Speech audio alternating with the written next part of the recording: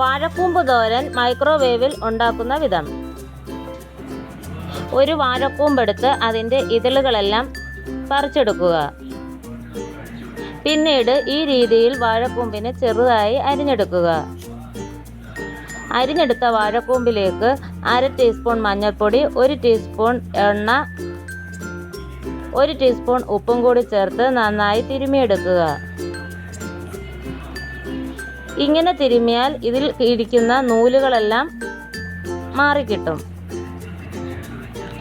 ഒരു glass bowl എടുത്ത് ഇതിലേക്ക് 2 ടേബിൾ സ്പൂൺ ഓയിൽ ഒഴിക്കുക.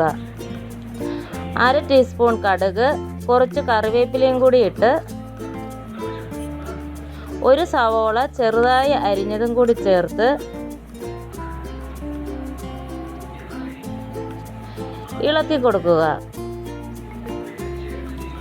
ഈ ഗ്ലാസ് ബൗളിനെ മൈക്രോവേവിൽ വെച്ച് 1 മിനിറ്റ് കുക്ക് ചെയ്യുക. മൈക്രോവേവ് ചെയ്തതിന് ശേഷം ഈ ഗ്ലാസ് ബൗൾ പുറത്തെടുത്ത് ഇതിലേക്ക് നേരത്തെ അരിഞ്ഞു വെച്ചിരിക്കുന്ന വാഴക്കൂമ്പ് ചേർക്കുക. മിക്സിയുടെ ചെറിയ ജാറിൽ 4 പച്ചമുളക്, 6 വെളുത്തുള്ളി, 1/2 ടീസ്പൂൺ മഞ്ഞൾപ്പൊടി, അരമുറി തേങ്ങ എന്നിവ ചേർത്ത് ഒന്ന് ചതച്ചെടുക്കുക.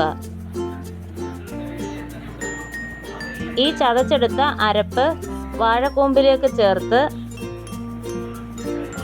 നന്നായി ഇളക്കി യോജിപ്പിക്കുക.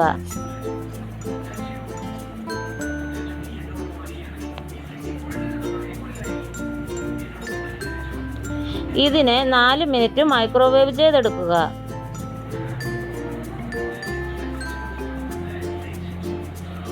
വീണ്ടും ഇതിനെ പുറത്തെടുത്ത് ഒന്നുകൂടെ ഇളക്കി കൊടുക്കുക.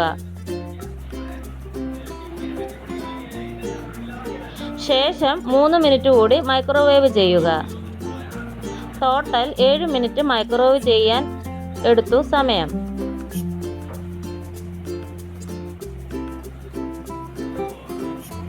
മൂന്ന് മിനിറ്റ് കഴിഞ്ഞതിന് ശേഷം നന്നായി ഇളക്കി യോജിപ്പിക്കുക.